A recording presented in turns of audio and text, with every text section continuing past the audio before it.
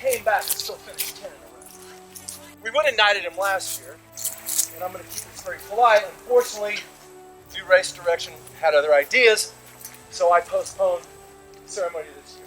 Unfortunately, Earl's not with us anymore, but we are going to certainly celebrate Earl today. It's very much a part of this event. I'll try not to cry, but very much a part of FlatRock. Oh, and by the way, I'm so sorry. This is Earl's wife, Jennifer. Okay, Jennifer came up to join us tonight too, which is very special. Thank you. Very special. Thank you. Let's give Jennifer a hand.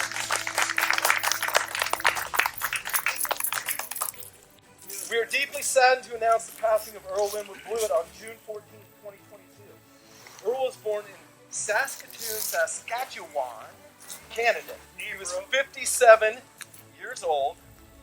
Earl died of glioblastoma, an aggressive form of brain tumor. It was the course of his disappearance in December 2021 during the Ancient Oaks 100-mile ultra race in Titusville, Florida. The tumor was only discovered in April 2022. Earl had many passions in life. First and foremost was his devotion to his family, including his wife Jennifer and their daughter Geraldine.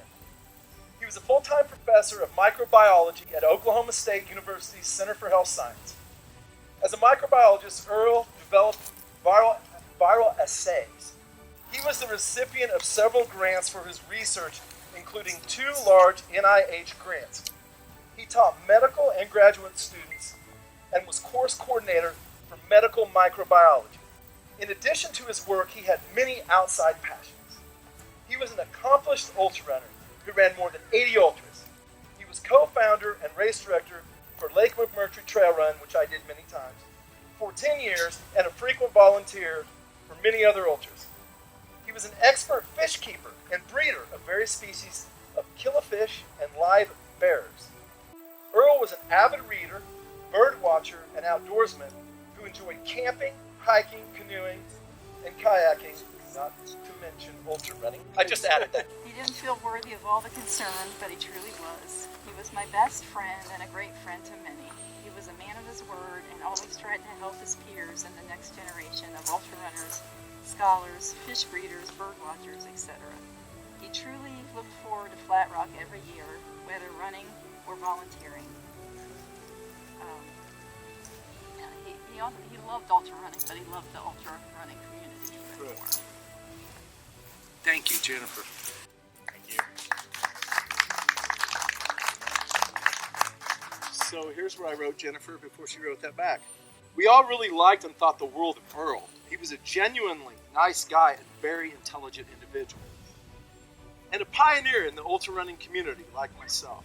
I actually ran Lake McMurtry the very first year he held it when it was still a fat-ass race in '96, and ran it several years thereafter as a formal event.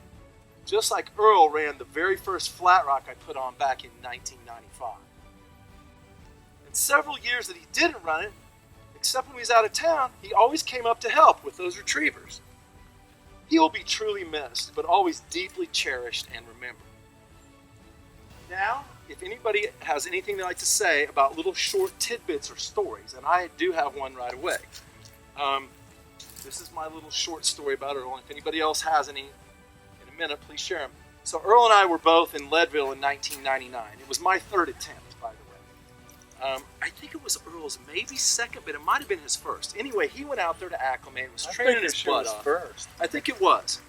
Anyway, Earl blew through it. I'm literally on the backside of Hope Pass for anybody that knows Leadville, and Earl was already on his way back over. And I'm like, he might actually break 25 hours and get the bigger buckle at Leadville. I'm like, he's on course to do it. Chad happened to be pacing him. Bottom line, he finished a minute or two over the 25-hour cut. Heartbreaking. You'd have never known it from Earl. It's completely congratulatory towards Chad for pacing him.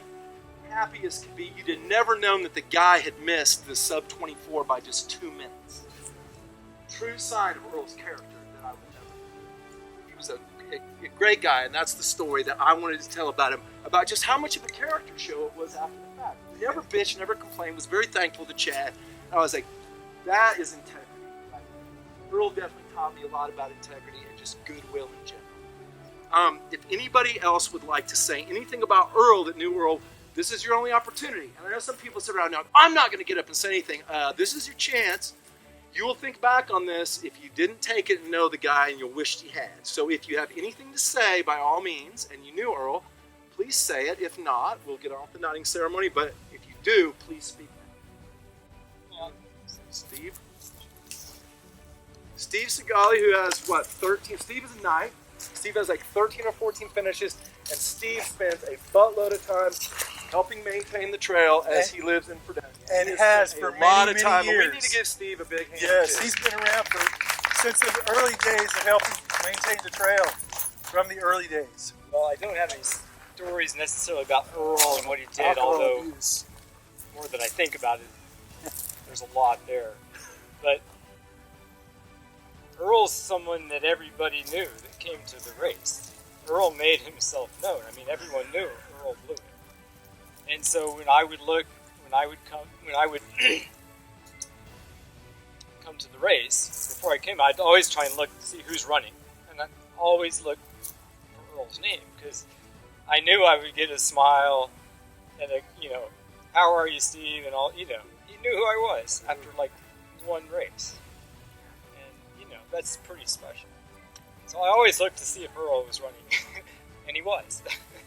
He was almost always running. And he wore his cowboy hat. Exactly. A lot. Always. Thank you, Steve. Thanks, Steve. I got one. All right. All right. So, Zach Adams, everybody. Zach's a knight too, by the way. yeah, so I've done this a time or two.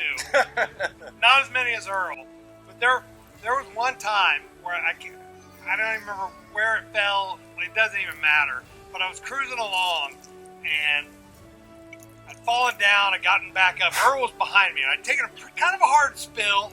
I get up.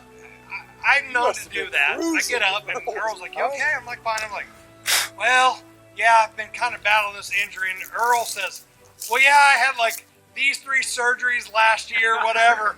And he had been like legitimately cut up and like put back together, and I had like a twisted ankle. And he's out here, and he had just come from Canada, running some 100-miler like through the big boy mountains and this and that. And he's like, "You're gonna be cool." He's like, just take it easy and get yourself through it. And I felt like about this tall, but Earl made me feel like I was a lot taller, because he had come through some big time stuff, through some big time injuries, and I'm up here with a twisted ankle thinking, this might be a rough day. And Earl's just like smiling on through it. And so that's one of my stories about Earl. Thanks, Zach. Mr. Dave Dinkle, the very first night in the Hall of Pain. No joke. Well, The original. Some of these guys remember seeing me for the first time. It was a 12-hour race in Wichita, and it was drizzly and almost ready to freeze, and everybody there working the thing was shaking and shivering, and here I am running around in a singlet all day long with, who's the other guy? From Cuss, started, Elfie? too old. Yeah.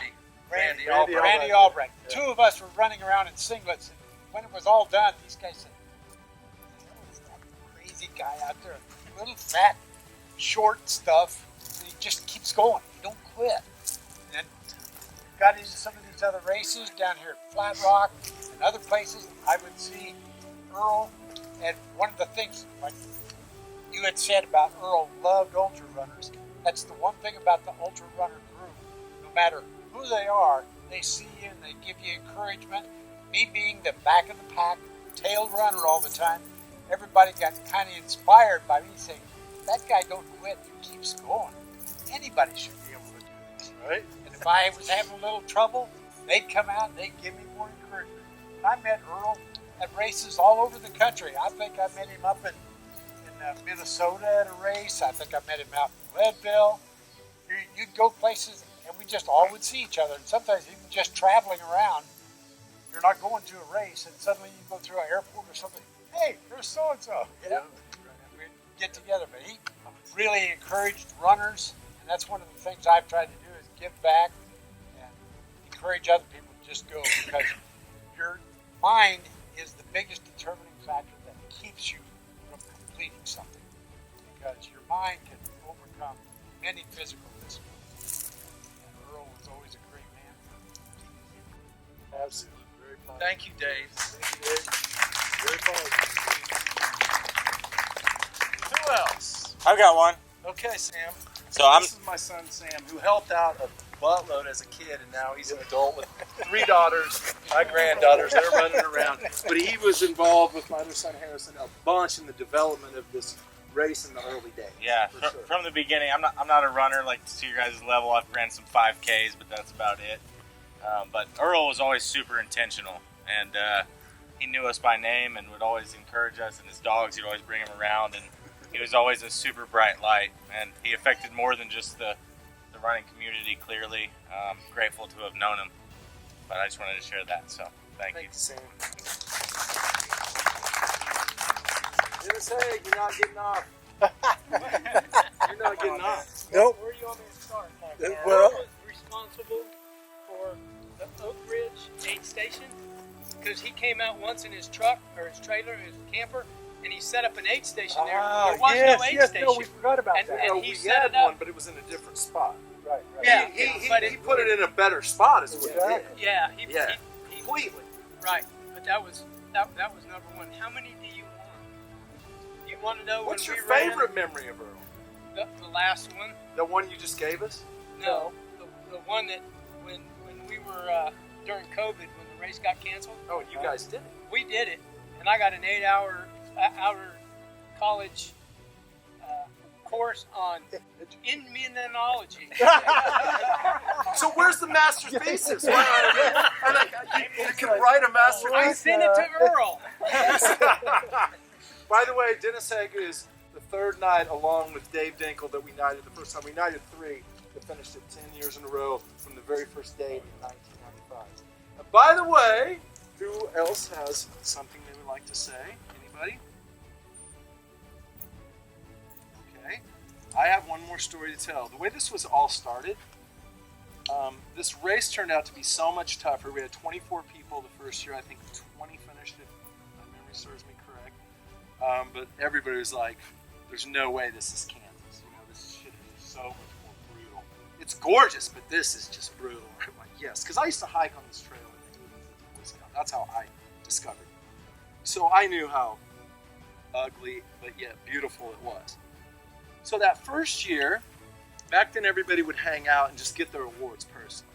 This is before everything sped up and people just started wanting their their stuff, and to leave.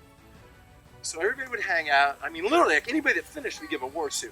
So I get this harebrained idea, like at the end of awards, that very first year, I said, anybody that finishes this 10 years in a row, not just 10 times, but 10 years in a row, we'll give you a lifetime complimentary and we'll retire your bid. And the guys that I had started the race with, Scott Demery and Randy Albright, they're like, where the hell did that come from? We didn't agree on that. I'm like, hey, I'm the RD. You know, this is how Do what I want. This is how it's flying. That grew. The 5th year, I took number 1, 2, and 3. I cut bibs in half. I ordered extra bibs, and I cut 1, 2, and 3 in half. And when I called them up for awards that year, I awarded each of them a half of a number. I still I have said, mine. a half of a number. I go, you're halfway there. Over the course of the next 5 years, I've always loved King Arthur and the stories of Excalibur. I love that lore. But then I was watching Monty Python. And some la king came in, all this crap. I'm going, oh, dude, I need a robe and a crown, and we need to knight these people. And it literally all spun from there. And I had the robe made, and we started the tradition at 10 years in with the robe, cloth bibs. The cloth bibs were never really a part of it. The retiring the bibs, which I'm sorry that the current RD has not honored that. I've heard he's at least honoring lifetime comp entry, which is part of the perks. If he doesn't honor it, let me know. I'll put the hit out on it. Don't worry about it. Okay, sorry. But everything else, I think he's at least honoring. But I just want Retiring people, the numbers. They just right. Well, the number you got, it might have originally been your number we gave, but a few people were actually in the running. So there's been a few gaps. So we give you the next number. So the number you got is the number you got because it was the next number in line. And I always went after the number of finishes you had and even like the years. So we are getting ready to do the actual ceremony. I just wanted to give you guys a little bit of background on it. I can't thank you enough for being here. We're not even the most people, but Mindy Coleman's still out on the course doing the 101. So is Frank. He's out doing the 101K. Everybody else is here, including Candy from last year. And once again, we're honoring Earl. So you guys are going to have to deal with the grass getting knighted because we're going to leave the pillow with Earl's name on it. I'm going to go suit up, and we will commence the ceremony in 5 minutes.